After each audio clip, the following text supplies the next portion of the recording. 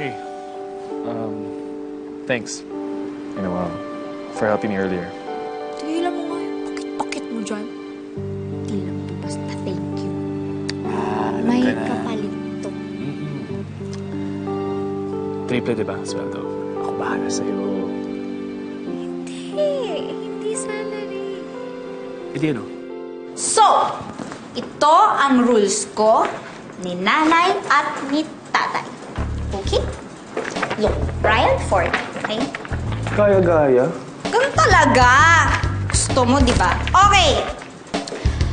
Rule number 1. Magbe-break tayo after a month. Lahat ng iuutos ko sa'yo. Kung kailangang mag-kiss. Kung lang ha, kung lang. Never. I'll make sure.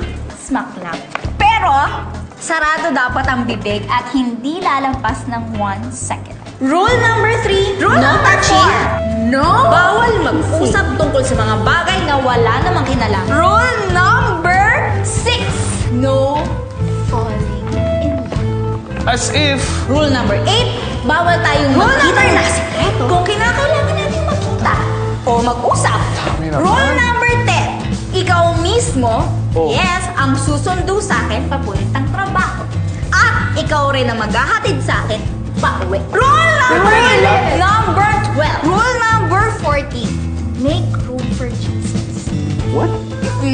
Pag-isipang mabuti at magdasal bago gawin ng kahit na anong bagay na maaaring makasama ng loob